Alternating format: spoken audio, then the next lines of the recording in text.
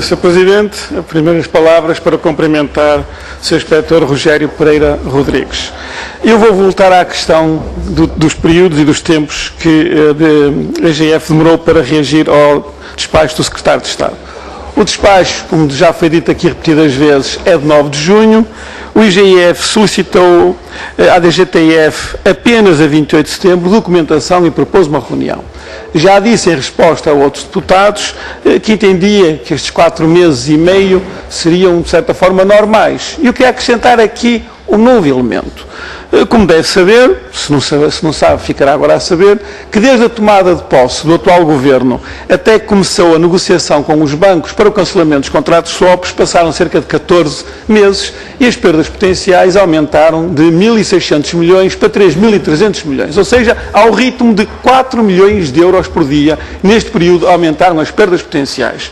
Ou seja, desde que foi exarado o despacho do Sr. Secretário de Estado de Tesouro e Finanças, até que a DGTF, aliás, o IGF, solicitou informação à DGTF, passaram 4 meses e 17 dias, ou seja, as perdas potenciais terão subido 550 milhões de euros. Eu pergunto-lhe, perante este dado, continua a achar normal que se tenha demorado 4 meses para um simples ofício a pedir enviem para cá a informação e vamos lá marcar uma reunião? De qualquer maneira, permita-me acrescentar que entendo que este enquadramento é o adequado, porque quando o Governo tomou posse, as perdas potenciais eram de 1.600 euros. Se a negociação com a banca tivesse sido feita nessa altura, era deste montante que se partia para a discussão, começando 14 meses depois, quando o montante das perdas potenciais era 3.300, a discussão fez-se noutro patamar. E aquelas perdas potenciais que se traduziram em perdas reais foram muito mais elevadas e estamos a falar de dinheiro de contribuintes. Portanto, desde o Secretário de Estado produziu aquele despacho até que a IGF solicitou à DGTF alguma informação, o contador de que falou marcou 550 milhões de euros e isto é uma quantia suficientemente séria e elevada para nós analisarmos estes prazos noutra perspectiva. Mas continuando então, em resposta, a DGTF, a DGTF respondeu passado um mês e um dia, para dizer que muito bem, enviamos informação, qual é o vosso e-mail? Acha normal que quando a IGF pede enviem documentação, que demora um mês a DGTF dizer, muito bem, vamos enviar, qual é o vosso e-mail? Um mês em que o tal contador já marcou mais 120 milhões de euros. Acha normal que demora um mês para perguntar qual é o vosso e-mail que nós devemos utilizar para enviar a informação? Isso não pode ser feito no dia a seguir ou 2 dias depois? Muito bem, eu, aliás, tendo em conta uma resposta anterior, concluo que não houve evidência, quando realizou a auditoria, de que esta resposta ao ofício do IGF tivesse ocorrido antes de um mês. Portanto, toda a evidência que coloca na auditoria é que houve um mês e um dia de espera até que dissessem qual é o vosso e-mail. Entretanto, o e-mail, presumo, terá sido dada a indicação de qual era o e-mail e não chegou e-mail nenhum com os dados.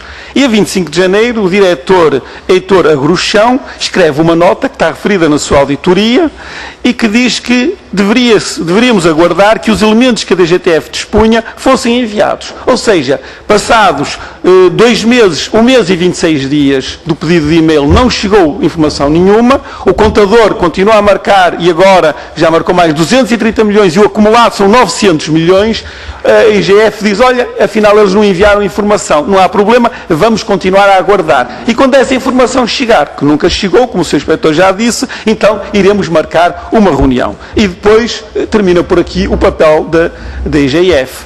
E eu pergunto-lhe, confirma que desde que foi solicitado o e-mail a 29 de novembro, não foi feita nenhuma diligência, que o Sr. Inspetor tenha conhecimento, obviamente, no sentido de insistir, dizendo não chegou informação nenhuma, façam o favor de enviar. Há algum indício que mostre que, da parte do IGF, alguém no IGF fez uma diligência no sentido de obter a informação que tinha sido solicitada uns meses?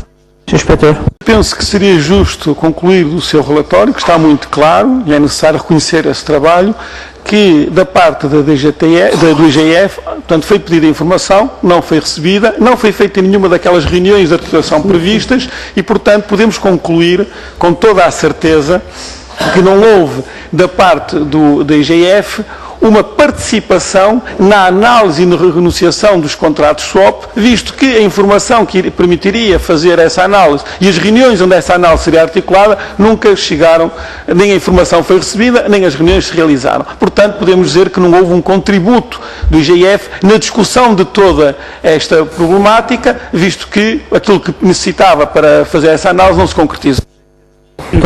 Concordo com o Sr. Inspetor quando diz que a IGF não recebeu a matéria-prima sobre a qual deveria trabalhar, mas com certeza concordará, não é menos verdade, que a insistência com que a IGF pediu essa matéria-prima deixa muito a desejar. Mas a questão não é essa, a questão que eu lhe queria colocar era outra. A assistir a tudo isto, e sempre naquela perspectiva de que o contador está a marcar ao ritmo de 4 milhões de euros por dia e em janeiro já tinha acumulado 900 milhões de euros extra de perdas potenciais, a assistir a tudo isto está a Secretária de Estado do Tesouro, que tinha considerado a certa altura que este era um assunto urgente que merecia muita atenção e que era necessário que o Estado tivesse uma ação decisiva. E a pergunta que eu lhe coloco é se durante a auditoria, na análise de toda esta documentação, se deparou, encontrou alguma evidência de que tivesse havido por parte da Sra. Secretária de Estado do Tesouro uma diligência junto do IGF no sentido de pedir que fosse feita uma aceleração do processo.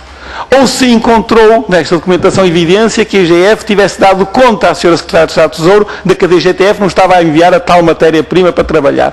Qualquer referência na documentação, agradecia que pudesse especificar se deparou com algum. Eu, dos elementos que pude consultar, e os que consultei foram aqueles que pedi, que eram os direta e indiretamente relacionados com o processo, e quaisquer outros que eu devesse conhecer em razão da incumbência que tinha, e não chegou claramente ao meu conhecimento elementos que possam contribuir para, face à questão que me está a colocar, eu lhe possa responder com clareza, com objetividade, fugindo necessariamente a questões de natureza subjetiva. O inspetor, obviamente, que não está a pedir uma apreciação subjetiva, está apenas a perguntar se, no âmbito do seu trabalho, se tinha deparado com algum documento que indiciasse que a Secretária de Estado do Tesouro tinha demonstrado junto da IGF, em qualquer momento, preocupação pelo lento desenrolar do processo e, como acabou de dizer, não encontrou nenhum documento que indiciasse isso. Portanto, a haver qualquer contacto, esse teria sido fora do âmbito da investigação e da auditoria que o Sr. Inspetor fez. Há outra questão que eu lhe queria colocar e que também está contida no seu relatório e precisava aqui da sua parte uma clarificação. Também em janeiro de 2011 há um despacho da Subinspetora-Geral Maria Isabel Silva, considera que a problemática dos SWOPs deve passar para segundo plano face ao plano de atividades para 2012. E era, nomeadamente, controle da aplicação da lei dos compromissos e das dívidas vencidas no setor da saúde. Está lá na documentação este despacho. E a pergunta que eu lhe colocava é se, na documentação do relatório, há escrita à mão, num documento, está o despacho, em que se propõe exatamente que esta problemática dos SWOPs, segundo plano, mais importante é o controle da lei dos compromissos e da dívida vencida no setor da saúde.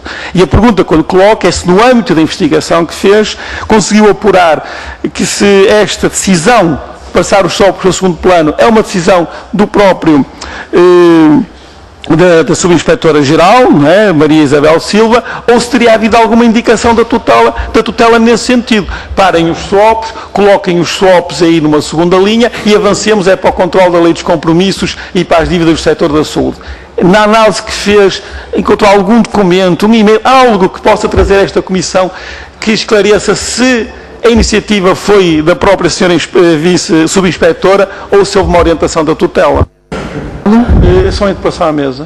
Visto que o Sr. Inspetor não se lembrava do contexto e do conteúdo deste despacho, eu solicitava, portanto tenho aqui a cópia, obviamente, que pudesse ser dado conhecimento ao Sr. Inspetor e junto à ata desta reunião, e um despacho que diz, por outras palavras, mas aquilo que eu referi aqui. Eu vou, portanto, fazer a entrega desse despacho. Peço-me que o faça chegar.